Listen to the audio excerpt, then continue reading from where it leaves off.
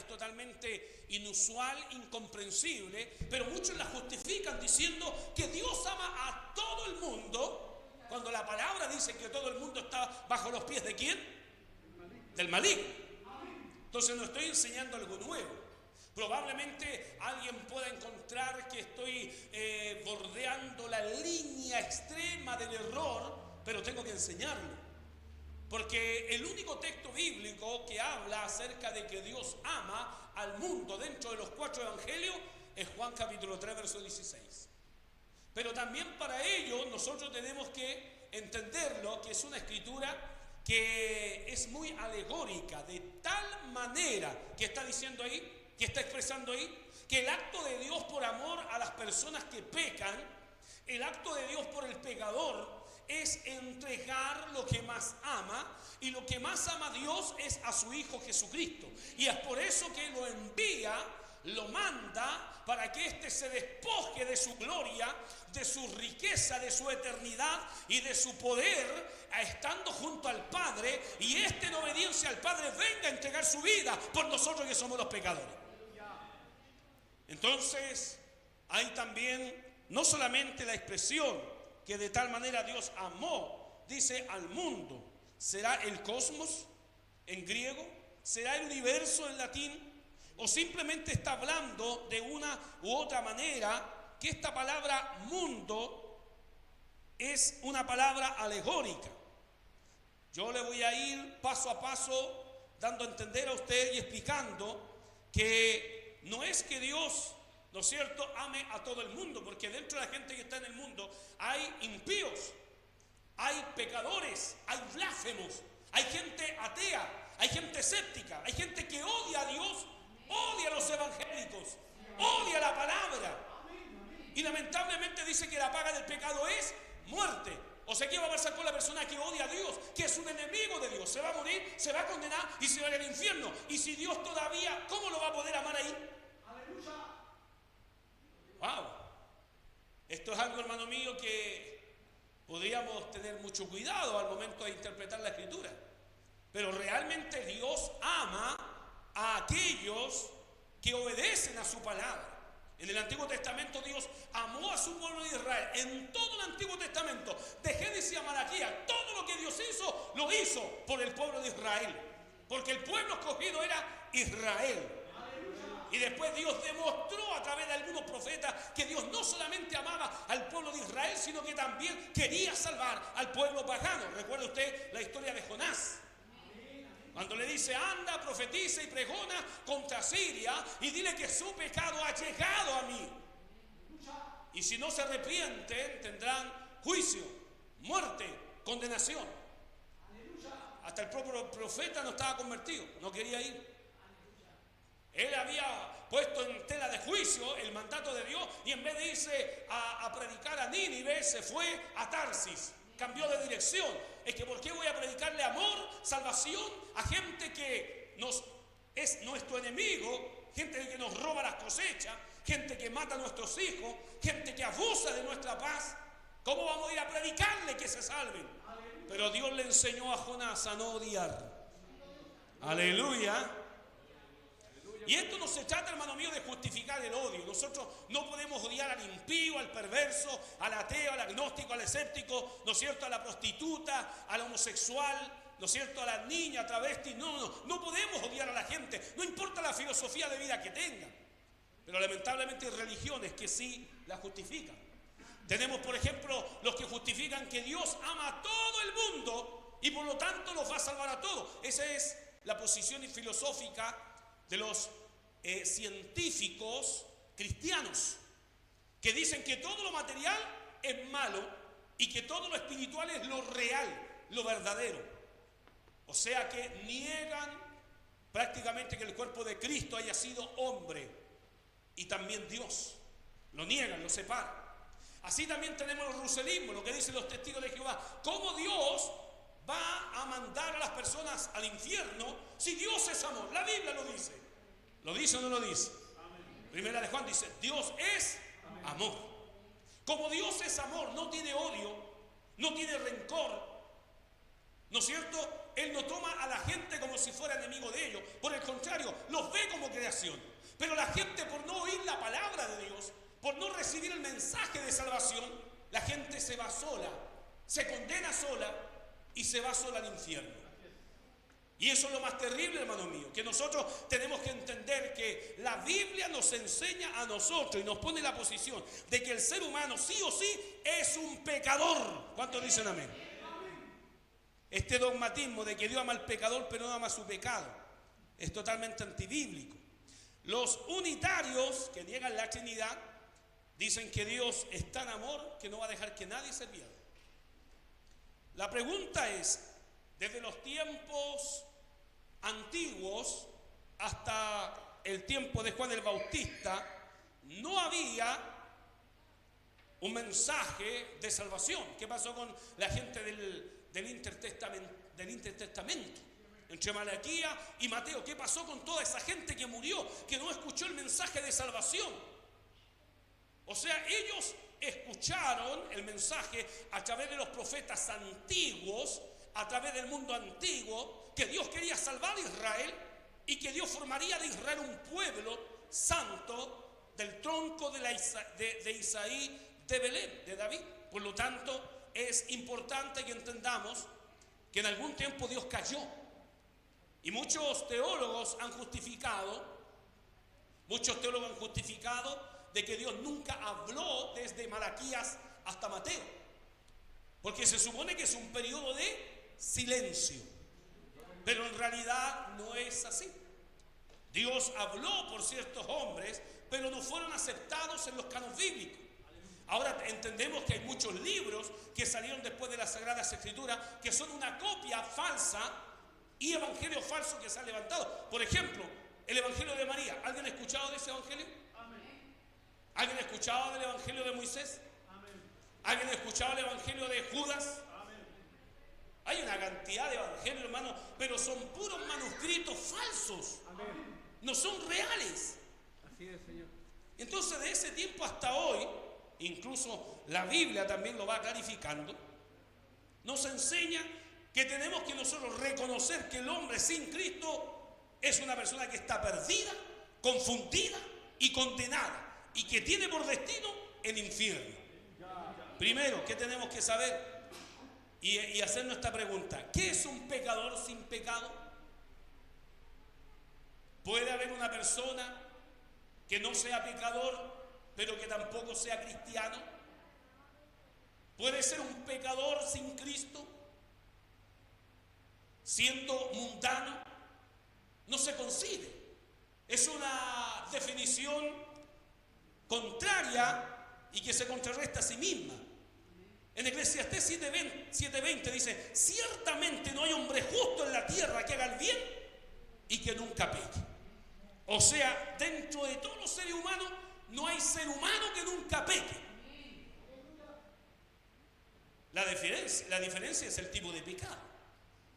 Algunos no roban pero mienten. Unos no mienten pero otros engañan. Algunos fornican, otros adulteran, otros roban, otros hurtan. Y probablemente también tendremos malos pensamientos. Como dice la palabra: no desearás la mujer ni el hombre de tu prójimo ni la propiedad, porque cualquiera que esto hace se le constituye pecado. Todo pecado es contradecir la palabra del Señor. Entonces, ¿qué hay que hacer con la persona que no tiene a Cristo? ¿Cómo tenemos que predicarle? ¿Cuál es el mensaje que hay que entregarle? Porque dígame usted le puede decir a un pecador: Cristo te ama. Y muchas veces cometemos esos errores de decirle al pecador: amigo, Cristo te ama. Y si es un enemigo de Dios, no estoy hablando de una persona común u ordinaria, estoy hablando de una persona que no cree en Dios, que rechaza a Dios, que le cierra la puerta al Evangelio, porque de repente usted le dice a un vecino: amigo, Cristo lo ama. Muchas gracias, muchas gracias. El ser humano no es merecedor del amor de Dios. Es Dios que nos ama a pesar de que seamos pecadores. La gracia de Dios se sostiene sobre la obra redentora de Cristo en la cruz, y Él nos mira por medio de esa cruz. En otras palabras, todo ser humano que no tiene a Cristo, aunque tenga plata, necesita de Dios. Usted le habla a un rico y sus millones: no, yo no necesito de Cristo. No, que tengo un auto nuevo, tengo casa nueva, no me falta nada. ¿Qué necesito? ¿Qué nos pasa a nosotros los pobres? Que cuando nos falta un medicamento, cuando no hay recursos, cuando no hay trabajo, se nos viene el mundo encima, no hay para pagar el arriendo, no hay para pagar las deudas. ¿Y qué es lo que hacemos? Dios mío. ¿Sí o no? ¿Cuántos dicen amén? Tienen que haber causas para poder clamar a Dios. Tienen que haber razones para orar al Señor. Y muchas veces la persona que es orgullosa, altiva, altanera, no va a considerar que Dios pueda ser su proveedor. ¿Qué le va a decir usted a un hombre, a un médico, por ejemplo? Amigo, tú necesitas a Cristo. ¿Y por qué? Porque hay un cielo que tú tienes que llegar. Pero yo no lo necesito, ese cielo. Un inconverso se puede justificar de 1000 maneras que él no necesita a Cristo, porque lo tiene todo en la tierra. Un abogado, un diputado, un señor político, etcétera, etcétera. Un empresario, un millonario. Le va a decir, yo no necesito de Dios. Y los enemigos se mofan, se burlan y se ríen. No es como las personas más humildes, que usted le puede decir, amigo, a pesar de, Jesús lo ama. A pesar de su borrachera, mire cómo está, Jesús lo ama. Tiene que volverse al Señor, tiene que arrepentirse. Esa gente que dice que no necesita a Dios, no entienden que el ser humano sin Cristo está podrido. Isaías 1:5. ¿Por qué querréis ser castigados aún? ¿Todavía os rebelaréis?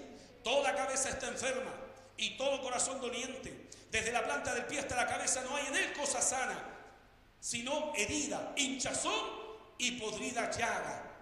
No están curadas ni vendadas, ni suavizadas con aceite. En otras palabras, el pecador tiene que saber que él es una persona que está bajo la condenación del diablo, bajo la condenación del mundo y que está bajo el juicio de Dios. A esa persona hay que decirle lo inexplicable y grande que es la santidad de Dios. Si usted le habla de un Dios santo, 3 veces santo, que a él no se le puede acercar un inmundo, que el reino de los cielos no va a entrar ninguna cosa inmunda, usted le va a dar a entender que Dios es prácticamente inalcanzable. ¿Por qué Dios hoy se esconde aparentemente? Porque en el principio Adán y Eva se escondieron de Dios. Desobedeciendo a Dios, lo rechazaron, hicieron lo malo y Dios lo empezó a buscar. Y cuando lo encontró, se dio cuenta que habían desobedecido, que habían pecado contra el mandamiento que le había dado. La serpiente los engañó. Por lo tanto, hoy día la gente hay que decirle realmente que si no se arrepienten, lamentablemente no tendrán el favor de Dios. Eso de que Dios ama al pecador, pero odia su pecado. Dios no solamente está en contra de su pecado, sino que Dios también está en contra del pecador. Dice la palabra del Señor, el que tiene mandamientos y los guarda, ese es el que me ama. Miren lo que dice el maestro, Juan capítulo 14, verso 23. El que tiene mis mandamientos y los guarda, ese es el que me ama. Y el que me ama será amado por mi Padre.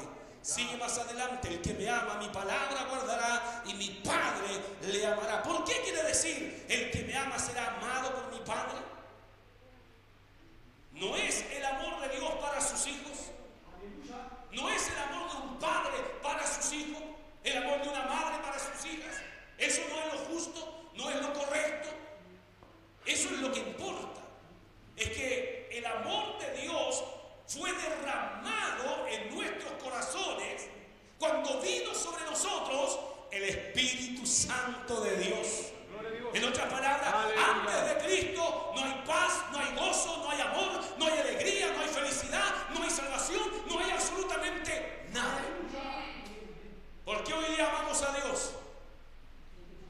¿Qué dice la Biblia? ¿Por qué hoy día amamos a Dios? Porque Él nos amó primero. Entonces era mostrarnos amor. ¿A través de qué? De su Hijo Jesucristo. Era demostrarnos amor. ¿A través de qué? De la muerte de su Hijo. La salvación por medio de su Hijo. Ya nos ha demostrado su amor. A veces nuestra espiritualidad paupérrima nos hace desconfiar, nos hace dudar y nos hace preguntar, Señor, ¿realmente tú me amas? ¿Cuántas veces ha flaqueado nuestra fe? ¿Cuántas veces ha flaqueado su fe? ¿Cuántas veces se ha visto acorralado a la orilla de la cama, al rincón de la cama, llorando por la noche, preguntándole, Dios mío, ¿estás conmigo? ¿Tú realmente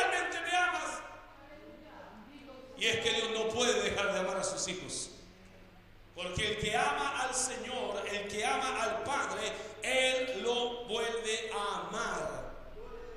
Bendito y alabado sea el Señor. Pero si presentamos a Cristo a una persona que no quiere escuchar el Evangelio, que pisotea la sangre de Cristo, lo que dice Hebreos 10:26, ¿qué castigo pensáis que recibirá todo aquel que tuviere por inmunda la sangre del pacto?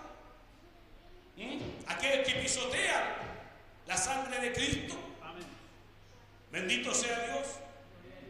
Si no es 26, acérquese por ahí. Gloria sea a Dios. Pero sí, la palabra de Dios dice que si pisoteamos la sangre del Cordero, ¿qué castigo pensáis que ha de recibir? Entonces, nuestros sacrificios humanos no sirven para justificar nuestros pecados y tampoco sirven para que seamos salvos. No hay más sacrificio por los pecados. Solamente Cristo pagó el precio y demostró el amor de Dios para nuestras vidas. Entonces la persona que no quiere recibir a Cristo, que no quiere servir al Señor, que no quiere convertirse, que no quiere arrepentirse, hay que decirle: Dios es demasiado santo para ti. Tú no puedes llegar a la presencia de Dios. Primero. Segundo, la justicia de Dios es única, infalible, no falla. La justicia de Dios es inflexible, es exigente. Dios es justo y Dios no pasa por alto al culpable. Dios sabe cuando el hombre hace lo malo y cuando hace lo bueno, y Dios no pesa en sus manos. Muchos cristianos piensan que Dios es ciego, es tuerto, es mudo, es torpe, que Él no mira, es que Él me va a perdonar. Y estamos igual que esos impíos, pervertidos, mundanos. Cuando usted le dice: amigo, Cristo te ama, ay, así, gracias, sigo pegando nomás, pues total me ama. Sigo adulterando, robando, fornicando, haciendo lo malo, total me ama. Muchos cristianos reaccionan de la misma manera. Voy a hacer lo que sea, total Dios me ama. Si me ama, aguanta todo lo que haga. No es así. La justicia de Dios es inflexible, es exigente. Ninguno puede llegar a la presencia de Dios porque Él es un Dios 3 veces santo. Y lo más terrible es la ira de Dios después de ese juicio. Usted le habla a una persona de que Dios es santo y 3 veces santo y que nadie puede llegar a su presencia si no se arrepiente y si no se convierte, porque Dios lo va a juzgar inflexiblemente, no tendrá oportunidad de perdón. Hoy estamos bajo la gracia y bajo la misericordia. Hoy es tiempo de arrepentimiento y de perdón. Pero cuando llegue el juicio de Dios, ya sea que nos muramos, nos atropellen, nos maten, nos den una enfermedad fulminante y lleguemos al juicio de Dios, eso será inflexible. Ahí no hay hijitos regalones, no hay pastores regalones, no hay hermanitas regalonas. Hasta el juicio de Dios, Dios es justo. Y cuando Dios nos pese en balanza, en la justicia de Dios, nadie se podrá escapar. Por eso es importante que le hablemos a esa gente como señala la palabra. No con este dogmatismo posmoderno, neopentecostal: Dios ama al pecador, pero odia a su pecado. No, Dios lo ama. Dios ama que se le obedezca a su hijo. ¿Qué pasó cuando, ¿no es cierto?, una persona le habla a otra y la otra la rechaza y le sigue hablando?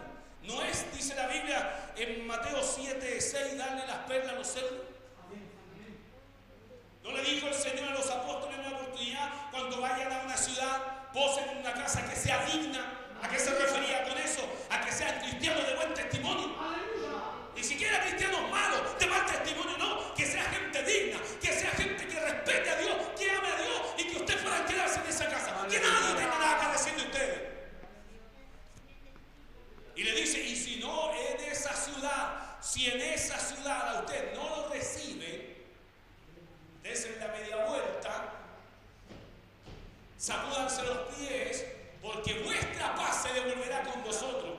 ¿Y qué es lo que le vendrá a esa casa? El juicio y la ira de Dios.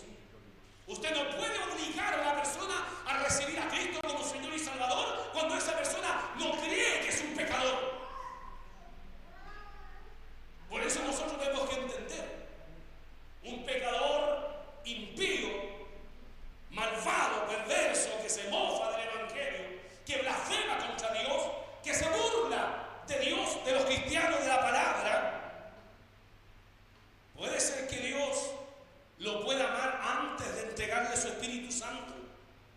Probablemente hay una cosa que los teólogos señalan, que es la gracia compartida de Dios.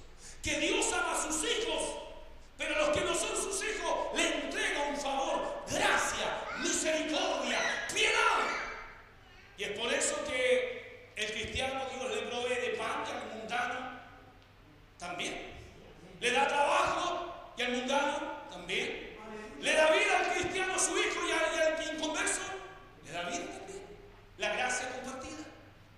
Pero cuando lleguemos a la presencia de Dios, esa va a ser lo que va a marcar la gran diferencia entre el leal que ama a Dios y que sirve a Dios y el injusto que recibió pan de Dios, comida de Dios, casa de Dios, vestidura de Dios y nunca le sirvió a Dios.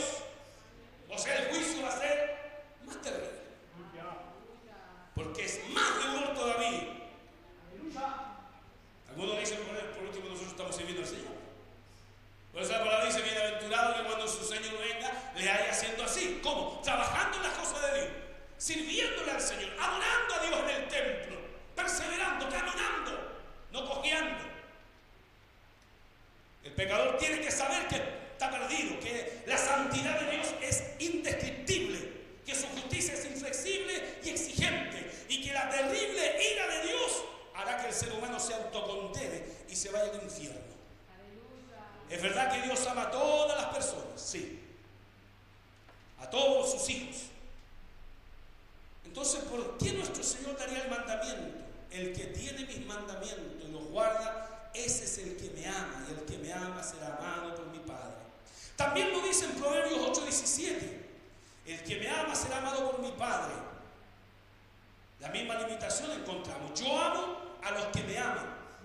Nuevamente encontramos en la Biblia, aborreces a todos los que hacen iniquidad. O sea, Dios dice, yo amo a los que me aman. El escritor dice, tú aborreces. ¿Qué es lo que es aborrecer? No amar a todos los que hacen iniquidad. Salmo 5:5. Gloria sea el nombre del Señor. Aleluya. En Salmo 7:11 dice, Dios está irado contra el impío todos los días. O sea que Dios no puede soportar a un impío enemigo de Él que hable de Él. ¿Qué haría usted con un enemigo que hable de usted? Usted va a decir, por favor, que no hable ni para bien ni para mal, que no diga ni una cuestión de mí, es mi enemigo. Pero Dios dice, el hombre es enemigo de Dios porque el hombre le gusta la iniquidad, le gusta el pecado. Y cuando una persona viene a Cristo, se arrepiente, recibe el Espíritu Santo, recibe el amor de Dios, uno empieza a amar a Dios y empieza a hacer la palabra de Dios. ¿En qué momento Dios puede tener igualdad entre los dos? ¿Entre un impío y un cristiano? Dese cuenta de esto. Amé a Esaú, dice la palabra, y aborrecí, amé a Jacob y aborrecí a Esaú. O sea, hay distinciones. Hay distinciones. Dios dejó a unos hermanos que trabajaran, que se metieran a Egipto, que trabajaran para su padre Isaac, pero dejó al menor, a José, y lo levantó a José por sobre los hermanos, para que entrara a Egipto y sea el segundo faraón de Egipto, y el pueblo de Israel se salvara en medio del hambre, en medio de la sequedad. ¿Acaso Dios no hace distinciones? Sí, Dios hace distinciones. ¿Cuánta distinción más hace con los hijos de Dios en comparación con el enemigo del Evangelio, con el enemigo de Dios? Nuestro deber es predicar el Evangelio. Y en una oportunidad, cuando se acerca una mujer a pedirle un milagro a Jesús, y Jesús estaba sentado en la mesa, y la mujer le pide un milagro, y el maestro le dice, yo he venido a los hijos de la casa de Israel. Y ella le dice, pero Señor, aún así los reyes de los mismos panes que comen en la mesa botan las migajas y caen, y aún los perrillos se comen esos panes. En otras palabras, ella estaba pidiendo un milagro aunque ella no lo mereciera, porque Cristo vino a quién vino Jesús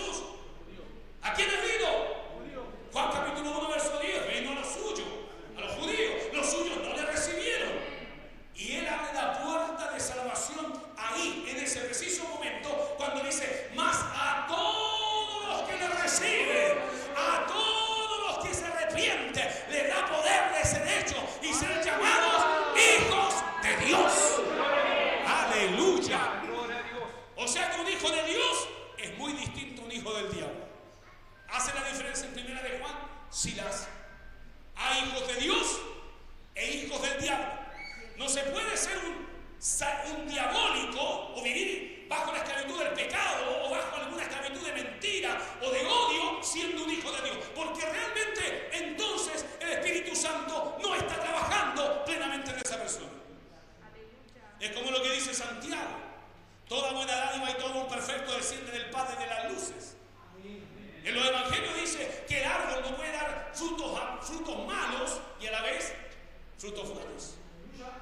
Aunque uno se coma una pera, está jugosa, dulce, grande, se come esa pera, está más seca que un higo, y dice, wow, este no es el mismo árbol, no es la misma cosecha, no son los mismos frutos, para que usted sepa. De repente eso pasa también en el evangelio, hermano mío. Hay hermanos que servimos al Señor y empezamos a dar fruto, pero ¿qué fruto estamos dando? Jugoso, rico, delicioso, esos que se importan, esos que salen para afuera nomás, porque aquí no valen, no, esos se venden 10 veces más caros para la China, para otros países, pero aquí, ¿qué es lo que frutos quedan? ¿Cuál ha visto en la feria? Los de tercera, de cuarta y de quinta. Pilla uno de segunda a 5 lucas al kilo. ¿Por qué? No es cosa de dar cualquier fruto, porque hay gente que dice, yo tengo fruto en mi vida, pero la calidad de ese fruto, eso es lo que va a diferenciar a los cristianos. La calidad de fruto, la calidad del carácter, la calidad de sus relaciones familiares, la calidad de expresión que tiene con su casa, con su hogar, con su familia, su relación que tiene con Dios. Que nuestra relación más importante es con Dios. Después lo demás. Primero Dios. Amarás al Señor tu Dios con toda tu alma, con toda tu mente y con toda tu fuerza. Entonces, la misma Biblia, en Salmo 7:11, aborreces a todos los que hacen iniquidad. Salmo 5:5. Dios aborrece. En otras palabras, lo ama menos. No lo quiere mucho. Porque a veces en el Evangelio vemos hermanos que son tremendamente bendecidos. A veces son nuevos, una pega nueva, un trabajo nuevo, la familia fructifica, está pero terriblemente bendecido. Y el viejo, el antiguo, lo queda mirando y este ¿cómo lo hace? Y ahí nacen las envidias, los celos, los fracasos, la falta de espiritualidad, la falta de honestidad. ¿Por qué? Porque ese hermanito se dedicó a mirar a Cristo, se dedicó a agradar a Dios, se dedicó a poner en práctica la palabra, quiso dar frutos dignos de arrepentimiento. Cuando miramos a Dios, no hay tiempo para estar mirando para el lado. Cuando servimos a Dios, no hay tiempo de estar peleando abajo. Queremos llegar arriba, queremos tenerlo de arriba, queremos que el Dios del cielo nos bendiga. Entonces hay que aprender a poner la mirada en las cosas de arriba, no en dogmatismos humanos, no en palabras humanas, no en cosas terrenales, hermano mío. Él sabe lo que hace con nuestra vida. ¿Cuántos lo creen? ¿Usted puede hacer crecer su estatura 1 centímetro? ¿Medio centímetro? Me pongo unos tacos argentinos nomás y subo 5. Pero se lo saca y vuelve al mismo tamaño. Podemos contar nuestros cabellos. Ay, sí, puedo tener más pelo, me pongo un peluquín, dijo el pelado. No, pero no los podemos contar. No podemos contar nuestros cabellos. O sea, en otras palabras, hay muchas cosas que nosotros no podemos hacer y cuando se la entregamos a Dios, Él puede hacerla en nuestras vidas. Entonces, ama a los que le aman. Juan 3:36. ¿Qué es lo que dice? Que la ira de Dios estará sobre todo aquel que rechaza a Cristo. No se nos dice que estará, sino que está ahora mismo, ya. Juan 3:36, el que cree en el Hijo tiene vida eterna, pero el que rehúsa creer en el Hijo no verá la vida, sino que la ira de Dios está. No dice estará, dice está, tiempo presente sobre él. En otras palabras, una persona que no se arrepiente, que no se convierte y que no se enamora de Cristo, la ira de Dios está sobre él o está sobre él. Y esto es bien categórico, hermano mío, porque muchas veces nosotros los evangélicos empezamos a aguar el mensaje, empezamos a diluir la palabra, empezamos a darle una connotación ideológica o filosófica para que la gente, ¿no es cierto?, se sienta agradada por la palabra. Antiguamente, hermano querido, los verdaderos cristianos recibían la palabra como venía. En una oportunidad Jesús le dice: maestro, ¿se acuerdan cuando Jesús le dice: el que no come mi carne? ¿Qué pensaría usted cuando si Jesús le dijera: come mi carne, bebe mi sangre? Jesús dijo a los discípulos: el que no come mi carne, el que no bebe mi sangre, no es digno de mí. ¿Sabe lo que están pensando los apóstoles? Antropofagia, canibalismo. ¿Cómo esto de chuparle la sangre al maestro? Comerse su carne. Y muchos, por no entender la connotación que Jesús usaba, alegórica, interpretativa, se fueron. Esos son los que dan fruto en la iglesia, dice la parábola del sembrador, que por no echar raíces profundas, viene la prueba y se largan, se van, no soportan la prueba, porque no echan raíces firmes, profundas, reales y verdaderas. Le hago una pregunta: si usted quedara solo, si usted quedara sola, ¿seguiría sirviendo al Señor?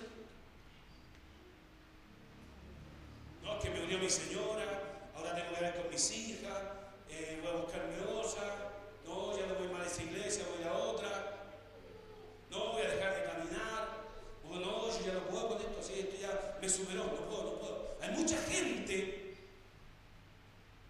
que el Señor los prueba y les permite tomar decisiones y que lamentablemente no deciden servir a Dios de una manera real, de una manera verdadera. Siempre están excusándose. En este punto muy importante dijimos que Dios hace distinciones. Cuando hablamos nosotros del texto bíblico que dice que Dios, ¿no es cierto?, no pasa por alto al culpable, entendemos que Dios es justo. Y cuando usamos el texto que dice, ¿no es cierto?, que Dios no hace acepción de personas, muchas veces entendemos que Dios los mira a todos por igual. Y a Jacob y a Esaú los vio por igual. A Moisés no lo vio igual que a Aarón. A Caleb, a Josué, no los vio igual que el pueblo. Los vio hombres de Dios. Por eso Dios tomaba caudillos en Jerusalén en el Antiguo Testamento. Y en el Nuevo Testamento, ¿qué hizo Jesús? Tomó apóstoles y los eligió. Algunos: maestro, déjame seguirte. No. Anda y presenta tu ofrenda en el templo y dale gracias a Dios. Pero no lo dejaba que le siguieran. Entonces, estamos hablando, hermano amigo, que Dios no hace acepción de personas. ¿En qué? En la salvación. Que Dios quiere salvar al hombre y a la mujer, al chico y al grande, al del país y al extranjero. Que Dios quiere salvar a toda la gente que vive en la humanidad. Pero la gente que vive en la humanidad, todos no quieren ser salvos. Todos no quieren conocer a Dios. Todos no quieren renunciar a su pecado. Cuando una persona se le trata demasiado bien y que es una persona anticristiana, distinto sería un familiar que dice: mamá, papá, yo ya escuché el mensaje, yo sé lo que tengo que hacer, pero estoy esperando que Dios haga algo en mi vida. Ya es distinto. Hay un sentimiento condescendiente, hay un espíritu más humilde, más sencillo. Pero estamos hablando de decirle a un ateo, agnóstico, escéptico, un tipo enemigo de la fe, decirle Dios te ama, cuando el tipo no le interesa la salvación de su alma. ¿Qué hay que hacer ahí? Sacúdase los pies y esas perlas no se las dé a los cerdos. Hay que darse a la gente que necesita. Por eso la iglesia tiene que aprender que tiene que predicar la palabra de Dios.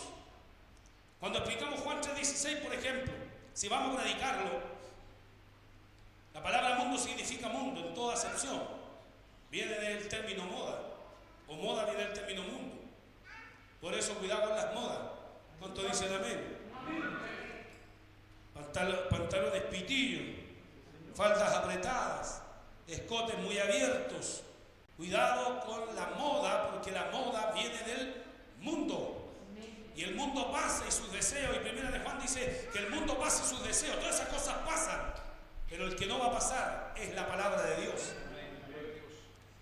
Si nosotros leyéramos en la Biblia, por ejemplo, el hecho de que el mundo se usa de manera general, muy amplia, cuando los hermanos de Cristo, los que vivían con Jesús, los hermanos sanguíneos, carnales, le dijeron a Jesús: manifiéstate al mundo. Juan 7:4, manifiéstate al mundo. ¿Qué significa manifestarse? Muéstrate al mundo. ¿Tenía que mostrarse al mundo entero? ¿O lo decían por la familia? Muéstrate al mundo. Ir a Roma, ir a Egipto, ir a Babilonia, ir a todos los pueblos. No. Ellos le estaban diciendo: muéstrate al mundo. En otras palabras, revélate a tu familia quién eres. ¿Querían decir manifestarse a toda la humanidad? No. Cuando los fariseos dijeron: mirad, el mundo se va tras él, Juan 12:19, ¿estaban diciendo que todo el mundo se iba a echar de Cristo? No, solamente los que le escuchaban, todos se fueron detrás del maestro. Pero la alegoría bíblica, la exageración, habla del mundo. Es como cuando, por ejemplo, hablamos nosotros una exageración. Cuando Juan escribe la carta de Juan y dice: no cabrían todas las cosas para contar o escribir, no habría libros en la tierra para poder escribir las cosas que Jesús hizo. O sea que Jesús hizo tantas cosas, tantos milagros, tantas palabras de salvación, que no sería posible escribir en todos los libros. Y si usted agarra un par de árboles, ¿cuántas hojas sabe? Cantidades. Entonces, en la escritura, en el término alegórico, hay mucha exageración. Todo el mundo. Porque de tal manera amó Dios al mundo. Y pensamos que Dios ama a todo el mundo. Y probablemente Cristo murió por todo el mundo y quiere que todos sean salvos. Pero es el mundo el que no ama a Dios. La gente es la que no ama a Dios. Y Dios ama al que le ama. Cuando entra el Espíritu Santo en una persona, entonces de esa persona nace una nueva naturaleza de amor. Nace una nueva naturaleza de perdón. Esa persona se llena del Espíritu Santo, es bautizado por el poder del Espíritu Santo y esa persona nace de nuevo. Por eso una persona que no conoce a Cristo no entiende la revelación de Dios, no conoce el perdón de Dios, no entiende la vida nueva que da Jesús, el Hijo de Dios. ¿Por qué? Porque está muerto en sus delitos y en sus pecados. Está muerto. ¿Y un muerto siente sentimiento? No siente nada. Entonces este dogmatismo que muchas veces entra, que Dios ama al pecador pero aborrece su pecado, bíblicamente es totalmente contradictorio. Dios ama al que le ama porque Él nos amó primero. Amén. Y solamente cuando Dios en su gracia y en su misericordia decide por medio de la iglesia predicarle a un inconverso y hablarle del arrepentimiento. Vea usted el mensaje de Jesús en los 4 evangelios. Lea usted Mateo, Marcos, Lucas y Juan. ¿Cómo Jesús les predicaba? Jesús les hablaba de que Dios les amaba. Juan el Bautista, vea usted en el libro de los Hechos y vea el mensaje de los apóstoles cuando le predicaban a los inconversos. ¿Le decían que Dios lo amaba? No, hermano.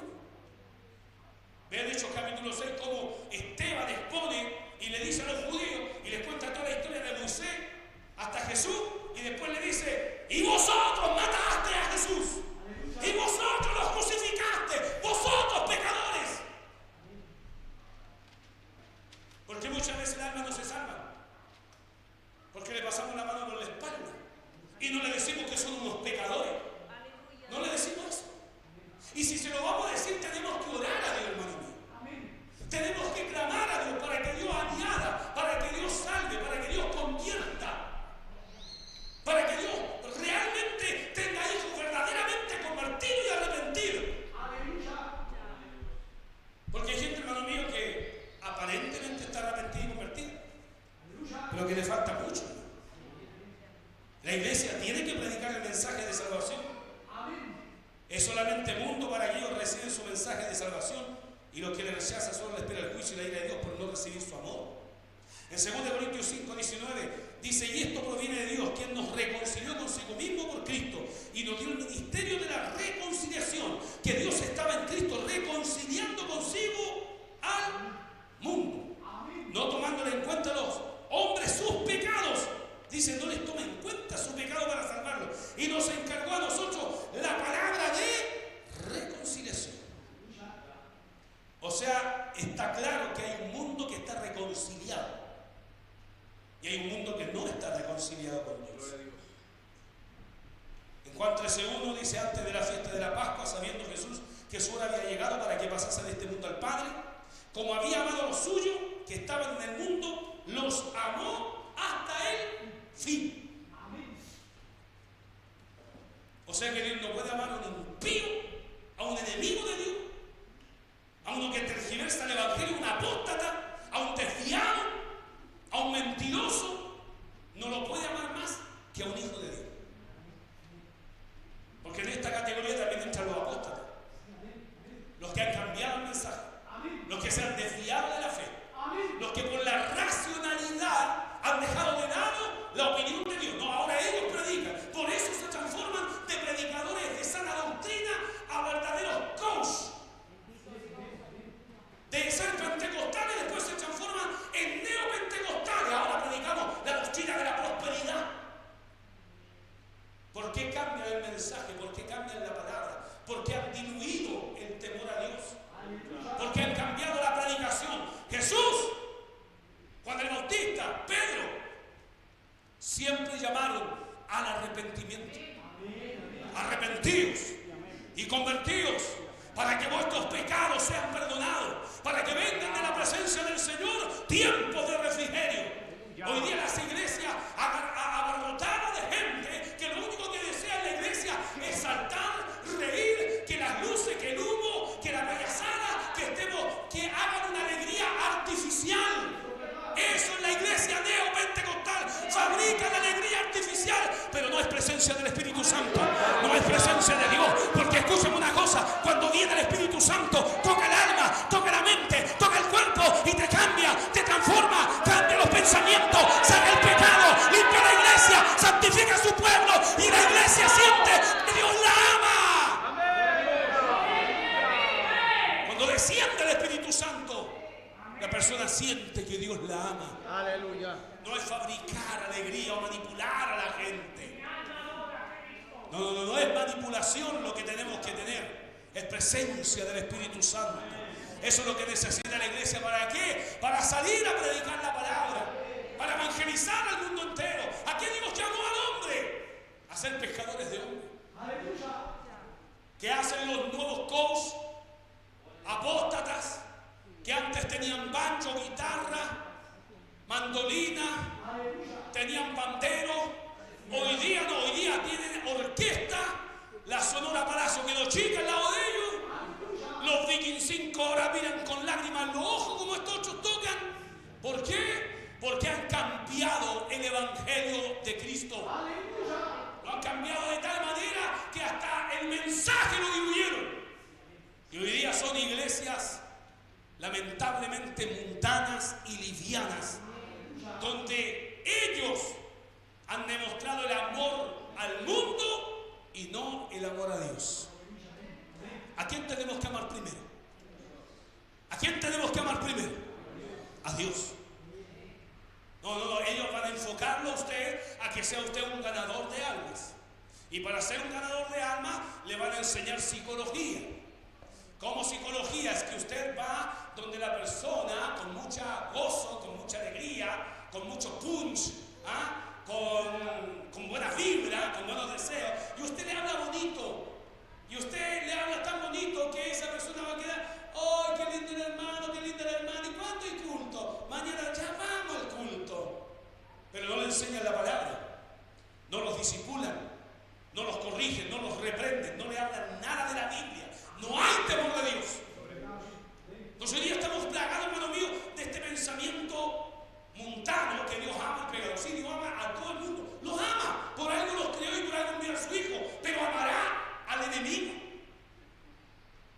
Ese que blasfema contra el Espíritu Santo. Ese que culpa a Dios por todo.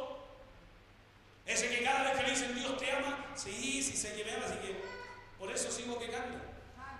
Nosotros mismos les cauterizamos la mente. ¿Qué dice Romanos capítulo 1, verso 18? Ellos se corrompieron porque en vez de darle gracias a Dios, ellos se envanecieron en sus razonamientos. ¿Y qué les cayó encima? La ira de Dios. La ira de Dios vino sobre ellos. Por eso hoy día usted va a ver cuánto evangélico descarriado, apartado, todo mundanalizado. O a lo mejor no me conviene este evangelio, hay otro evangelio más comercial, este me conviene, un evangelio más comercial. No el evangelio de la palabra, no el evangelio de Cristo, no el evangelio de la salvación, no el evangelio del temor de Dios, no el evangelio de la santidad de Dios, no el evangelio de la justicia de Dios y de la misericordia de Dios y de la bendición de Dios. No, es el propio evangelio que ellos predican. Es un evangelio propio, personal. Aleluya. Se cree en Pablo, lo que yo pienso, lo que yo creo. No, es lo que la Biblia enseña. Es lo que la Biblia dice, lo que tenemos que valorar. Por eso hay que seguir predicando. Hay que reconciliar al mundo con Cristo. Porque cuando Cristo te ama hasta el fin. Aunque lo sienta o no lo sienta. Un extracto del mensaje del hermano Gigi Ávila, él decía, uno tiene que amar a Dios en las buenas y en las malas. Y cuando uno ora y siente el Espíritu Santo, gloria a Dios por eso. Y si no siente el Espíritu Santo, no voy a orar. No, tenemos que orar igual. Tenemos que clamar igual. Tenemos que humillarnos igual. Hasta que venga el Espíritu Santo de Dios. Hasta que nos llene de su gloria y de su gracia. Entonces el cristiano que sabe que Dios lo ama, más tenemos que cuidarnos del pecado. Aleluya. Porque así como fue desechado de su reino por culpa de su desobediencia, así muchos cristianos son también desechados, hermano, por culpa de su pecado. ¿Cuál es el propósito de predicar, hermano mío, en la calle?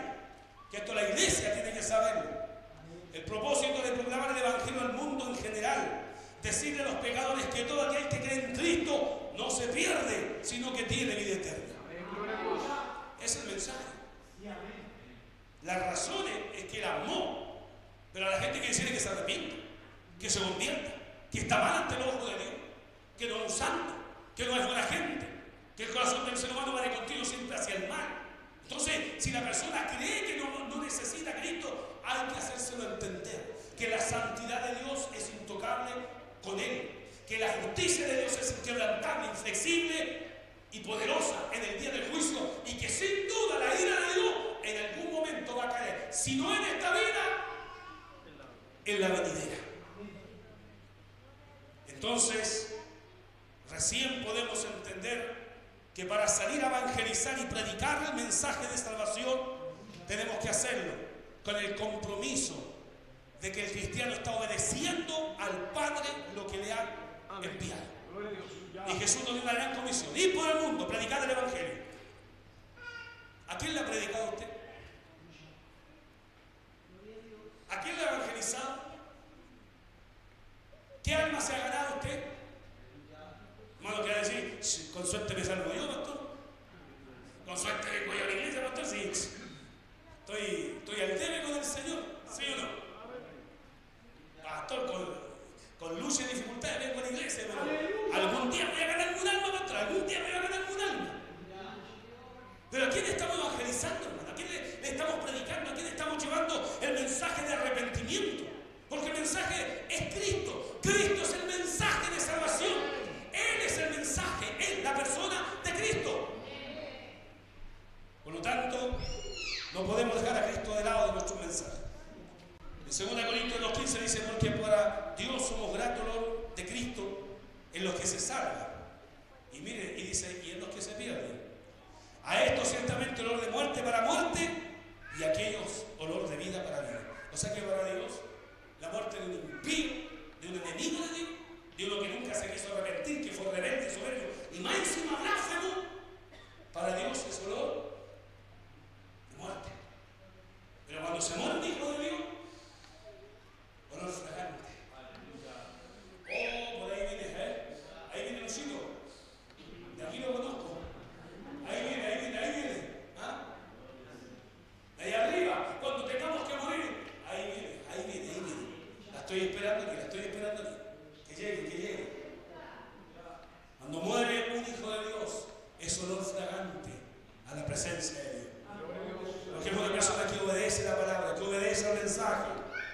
El Evangelio no es una oferta para ser difundida como vendedores ambulantes evangélicos. El Evangelio no es una mera invitación, es una proclamación acerca de Cristo. Y esta es la verdad: los que crean a Cristo y los que creen a los hombres, a nadie se le pide que Cristo haya muerto por él en manera particular. Él murió por todos nosotros. El resumen del Evangelio es este: Cristo murió por los pecadores. Tú y yo somos pecadores. Si creemos y lo recibimos, somos lavados en la sangre de Cristo. Somos regenerados, reconciliados, santificados y estamos escritos nuestro nombre en el libro de la vida. ¿Qué seguridad y qué garantía más grande es poder decir: Dios mío, aquí estoy? Cuando tú quieras, Señor. Cuando tú quieras, Señor. ¿Le podría decir eso usted al Señor? Señor, aquí estoy. Cuando tú quieras. Aquí estoy listo, Señor.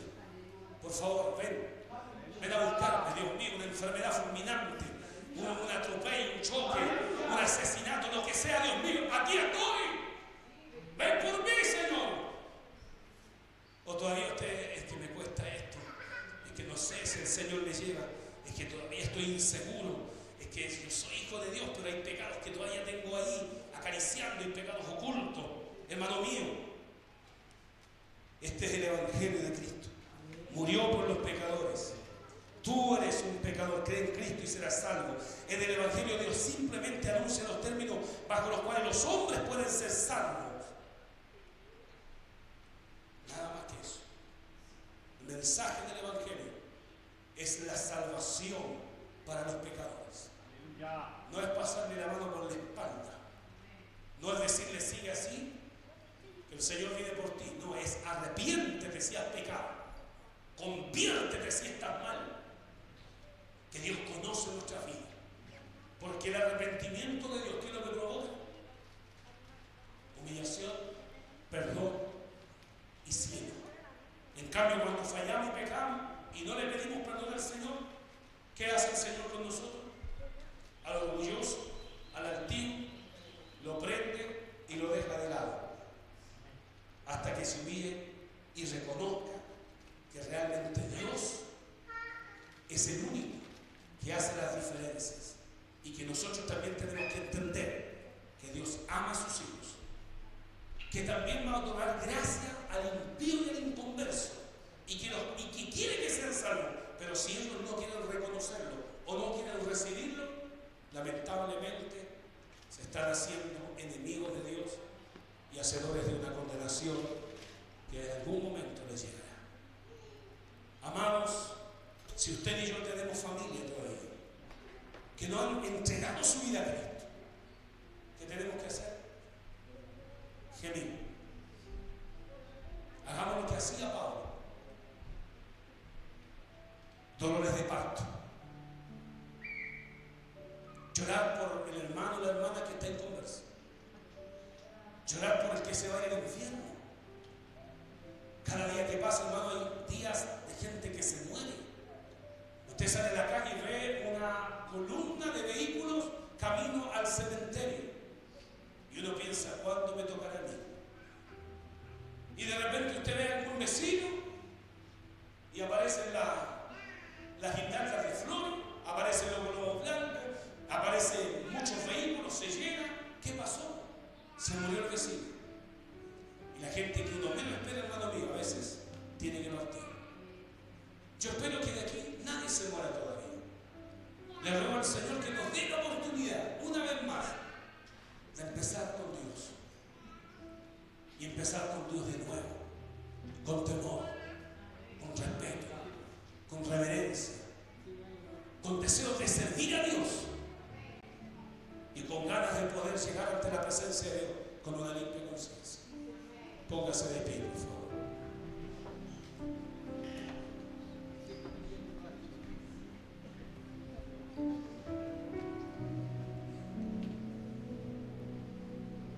Gloria a Dios.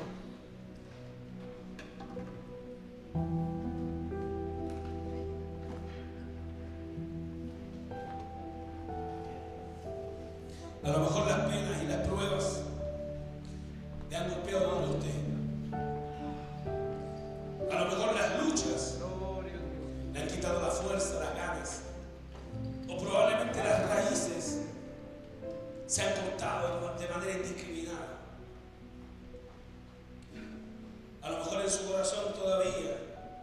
Hay sentimientos que Dios quiere que saquen. Que usted ponga a Dios primero que todo. Póngalo a Él primero. Y que los demás puedan recibir su oración. Tenemos familias que necesitan a Cristo. Ore a Dios, busque el momento en decirles: ¿hasta cuándo? ¿Hasta cuándo vas a desobedecer? ¿Hasta cuándo vas a impedir que Dios te bendiga? Que si de repente tenemos algún familiar, simplemente es nuestra cobertura espiritual, nuestras oraciones, las que a ellos los mantienen protegidos. Pero a veces ni siquiera eso puede alcanzarlos a ellos por su rebeldía y su pecado. Oremos al Señor. Padre.